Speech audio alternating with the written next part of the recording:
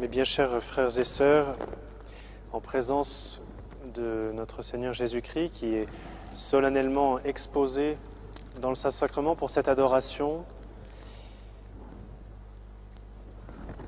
nous venons nous ressourcer.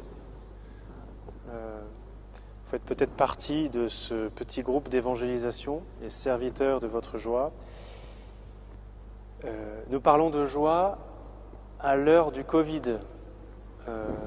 Et j'ai choisi comme lecture pour nous nourrir pendant cette adoration la deuxième lecture de demain, du 32e dimanche du temps ordinaire, qui nous parle des fins dernières. Alors franchement, comme sujet de joie, il y a peut-être mieux. Eh bien, je crois que nous sommes les serviteurs de la bonne nouvelle.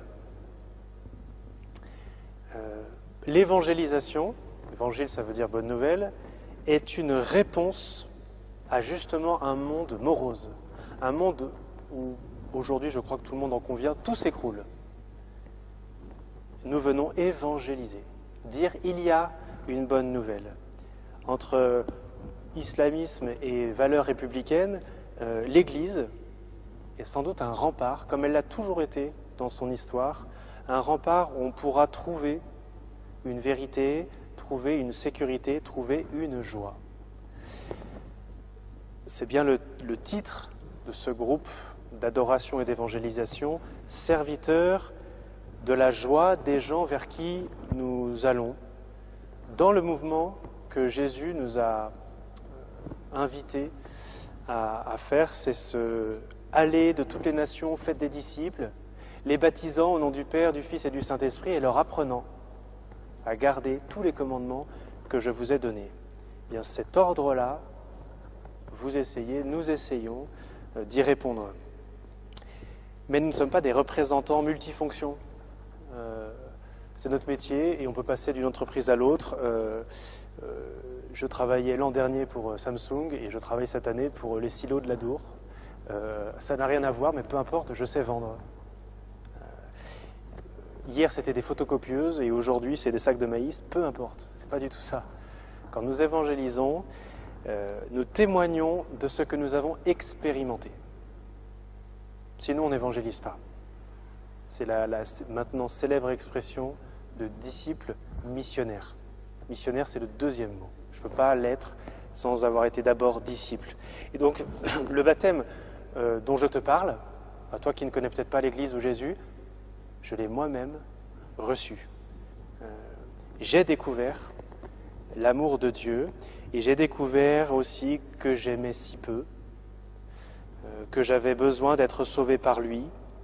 Et sa parole a résonné en moi. Par exemple, le « n'ayez pas peur ». Ça m'a parlé, ça. Au moment où on me dit d'avoir peur, Jésus ressuscité me dit le contraire. Je l'ai vraiment choisi, moi, pour mon roi.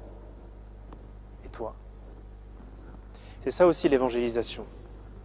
Et qu'y a-t-il de plus puissant que ce thème des fins dernières, dont nous parlait à l'instant saint Paul, et que l'Église, dans sa liturgie, nous offre durant tout le mois de novembre, que ce thème pour se responsabiliser, pour se convertir. Rien de plus puissant, je crois.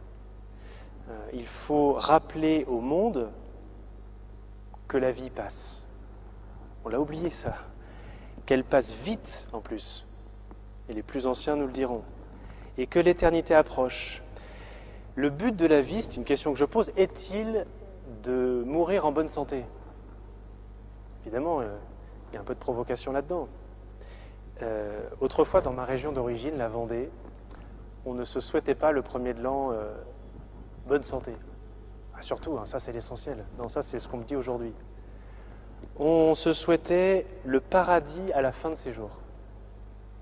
Non pas à la fin de l'année. On se souhaitait le paradis à la fin de... En fait, on avait conscience du sens de la vie. La valeur de la vie, c'est l'amour. Ça, je pense que beaucoup de gens sont d'accord avec ça.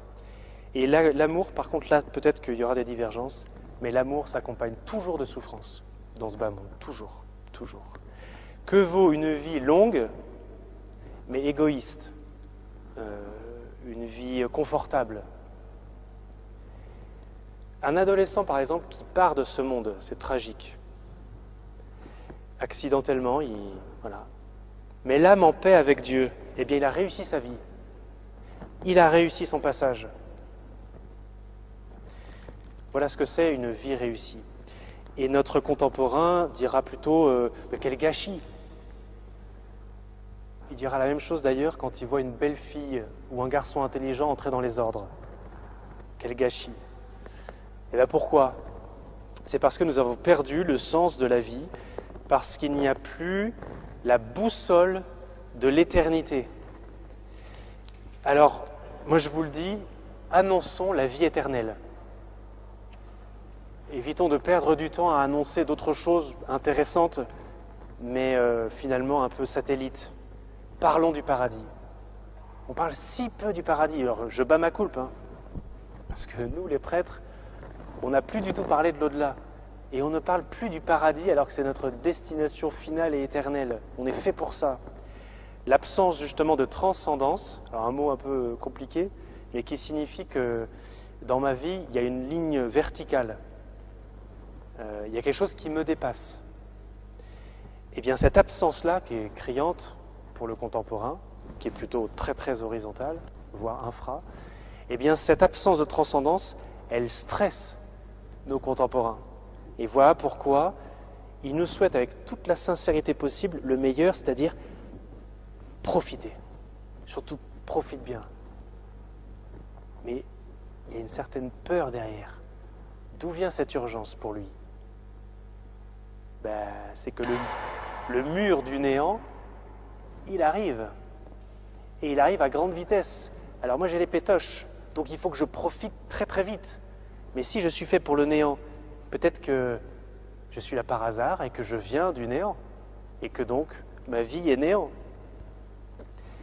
Moi aussi j'aurais peur à sa place. Et moi aussi je profiterai comme le dernier jour des soldes. Alors annonçons-leur pas le néant, mais un visage qui les connaît, un visage qui les aime. Voilà, Dieu est la source de l'espérance, pour le dire en une phrase ramassée. Dieu est source d'espérance. Et donc pour être un serviteur de la joie de nos contemporains, il faut être au service de leur espérance. Ne soyez pas comme les autres qui n'ont pas d'espérance. C'est une phrase incroyable de saint Paul. Et on voit bien que notre monde n'a plus d'espérance. Tout est morose et on est tenté du coup par le repli sur son bonheur, ou alors par la violence, ou aussi par la distraction. Ça, la distraction, pour oublier que le mur du néant arrive. On a parlé de l'homo festivus. On pense qu'à faire la fête, je ne sais pas trop pourquoi, mais il faut vite s'étourdir. Eh bien, il faut leur dire que l'espérance est le moteur de la vie et que ce moteur a un nom. Il s'appelle Dieu. C'est le titre d'un livre incroyable. Rien que le titre, ça suffit. C'est Dieu ou rien. Mais là encore, nous allons vers eux, donc vers ces contemporains qui ont un peu oublié Jésus, qui ne le connaissent pas, comme témoins. Et pour cela, nous faisons d'abord l'expérience du Christ, alors spécialement dans l'adoration. Nous venons remplir le moteur de l'essence, qu'est la charité. Nous venons compresser le ressort intérieur pour repartir de l'Eucharistie comme des balles. Et nous venons convertir ici la première âme dont nous avons la responsabilité. C'est la nôtre. Sinon, on est des charlatans. Parce qu'on ne gagne les autres à Jésus que par contact, par trop plein. Alors, je crois que du coup, ça signifie qu'il y a deux risques pour le chrétien si sa religion n'est qu'extérieure, si c'est le représentant. Je dirais moisir en présence de Jésus. C'est-à-dire garder le trésor pour soi par paresse. Mais ça, je ne vais pas tellement l'évoquer parce que si vous êtes évangélisateur, si vous avez ce goût-là, vous êtes peut-être moins tenté par ce moisir en présence de Jésus, son auguste regard. Mais le deuxième danger, c'est partir au nom de Jésus sans Jésus. Ça, c'est un vrai danger. C'est-à-dire rempli de nous-mêmes et de nos petites recettes de marketing, d'évangélisation. Ça, ce serait dramatique. Et on voit bien que quelqu'un qui ne vit pas l'Évangile, rien n'éloigne plus du Christ et de l'Église que les chrétiens infidèles à l'Évangile. Moi le premier, hein. Ça, il n'y a rien de pire. Comment rattraper ça? Et au contraire, rien n'attire à lui plus que ce chrétien ou cette chrétienne, ce vieillard ou cet enfant, peu importe, qui est cohérent entre ce qu'il dit et ce qu'il fait, entre sa vie et son discours. Les divisions sont pas une bonne carte de visite, et en plus, c'est pas notre ADN. Parce que nous prêchons la charité et nous prêchons que le Christ est un, l'unité. L'Église est une. Il y avait une jeune, il y a 2 jours, qui m'a dit « Ah, mais de toute façon, je ne sais pas si on peut s'entendre, voilà, parce que de toute façon, moi, je suis une catho de gauche et vous êtes un catho de droite. » Bon, j'ai souri un peu parce que ça venait pas d'elle, sans doute, mais je l'ai regardée avec des yeux ronds. Parce que moi, c'est pas du tout comme ça que je la regardais, que je me regardais, que je regarde l'Église. Je ne sais pas d'où ça vient, c'est sans doute ce qu'on appelle un regard mondain. On peut être tenté facilement d'avoir ce regard sur l'Église, mais ça n'a rien à voir avec l'Église. Rien à voir, parce que à ce moment-là, ça veut dire qu'il y a des partis. Et donc, dès qu'il y a une différence, il y a une opposition. C'est pas du tout ça. Et donc, il faut absolument que l'évangélisateur, il commence par sarcler dans son jardin personnel. Ça, c'est fondamental. Pour vivre les vertus de base. Et les vertus de base, eh bien, on les a oubliées, mais on les connaît toutes. Alors, vous connaissez les vertus théologales. Foi, espérance, charité. Je vous prêche l'espérance, très bien. Comment voulez-vous que ça pousse s'il n'y a pas de terreau? Et ce terreau sont les vertus morales. Le devoir d'État. Que voulez-vous croire un évangélisateur qui est dans la rue en train de vous parler de Jésus alors qu'il devrait être à son poste de travail auprès de ses enfants? Ça vaut rien. Et Jésus ne le regarde pas avec bienveillance. Le devoir d'État. Ça, c'est une forme de martyr. Hein. Faire son devoir d'État. Et bien, et jusqu'au bout. La franchise. La franchise, tout simplement, l'honnêteté. La vertu du silence. Tiens, on la pointe rarement comme vertu. La vertu du silence, savoir faire silence, savoir se taire, tout simplement, parfois dans les discussions. La vertu de la joie. La vertu de la joie. La vertu de la maîtrise de soi. Et puis bon, de toute façon c'est facile, les catégories c'est force, tempérance, justice, prudence. Avec ça vous avez les 4 vertus cardinales qui rassemblent toutes les autres. Mais donc c'est par exemple savoir présenter des excuses. C'est très difficile ça. C'est la base de toute relation humaine. Aller jusqu'au bout de ce qu'on a entrepris, tenir sa parole, tout ça c'est des choses très simples. Et finalement c'est aussi l'évangile ça. C'est ce que nous enseigne Jésus. Ne jamais critiquer. C'est pas trop critiquer, ne jamais critiquer. Ça, c'est un exercice auquel il faut qu'on se réhabitue. Ne pas mentir. Même pour la bonne cause, même un petit mensonge, ne pas mentir. Le Saint-Esprit m'a envoyé dans ma méditation ce matin un petit texte pour vous. La pratique de l'amour envers Jésus-Christ de saint Alphonse de Liguori. Vous l'ouvrez en plein milieu par hasard. L'esclave de la volonté propre n'est pas heureux. C'est pas la volonté, hein. C'est la volonté propre. 1000 objets divers sollicitent ses désirs et il ne peut les atteindre. Il se révolte contre les multiples désagréments et il est contraint de les endurer. D'où viennent les guerres et les luttes avec le prochain et en nous-mêmes, nous dit l'apôtre Saint Jacques. D'où, répond-il, sinon de vos passions qui combattent dans vos membres. Vous convoitez et vous n'avez pas. En nous-mêmes, la première source de guerre, c'est la soif des jouissances. Supprimons les occasions de satisfaire cette soif, veillons sur nos regards, recommandons-nous à Dieu et la guerre finira. La deuxième source de guerre, c'est la cupidité. Mettons-nous à l'abri de cette cupidité, mettons-nous à aimer la pauvreté, la guerre finira. La troisième source de guerre, c'est l'ambition. Attachons-nous à l'humilité, à la vie cachée, et la guerre finira. La quatrième, enfin, la plus pernicieuse, c'est la volonté propre. Acceptons avec résignation tout ce qui arrive par la volonté de Dieu, et la guerre finira. Bon, c'est une illustration de ce grand saint parmi bien d'autres, pour nous rappeler que nous devons laisser le champ libre à Jésus dans notre cœur. Et pour cela, écoutez l'apôtre Saint Jean-Baptiste qui dit « Aplanissez le terrain, sarclez, coupez toutes ces ronces ».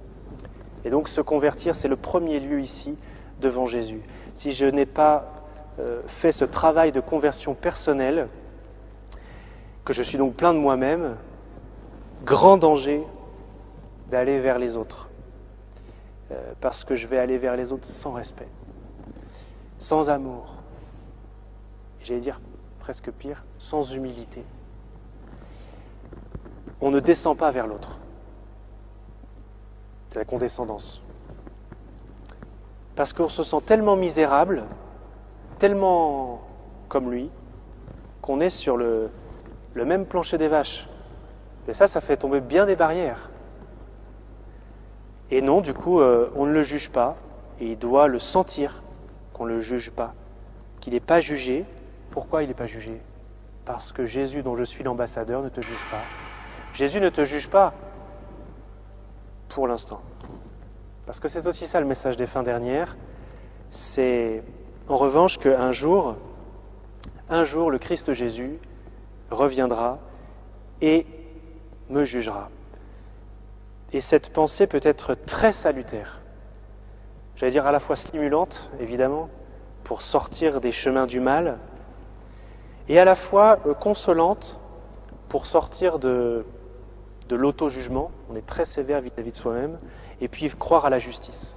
Qu'un jour, toute justice sera rétablie, ça peut consoler beaucoup de gens. Croire à la récompense finale, après ce qui reste, cette vie d'ici-bas, ce qui reste pour beaucoup une vallée de larmes. Nous avons un ministère de consolation. Quand je parlais d'espérance, c'est la même chose. Alors, chers frères et sœurs, dans cette adoration, nous allons prier la Vierge Marie. On est samedi, c'est le jour un peu consacré à la Mère de Dieu.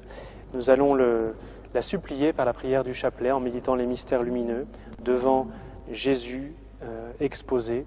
Nous allons considérer que la Vierge Marie, c'est l'ostensoir. Que nous devons imiter cet ostensoir humble qui présente Jésus aux autres en s'oubliant.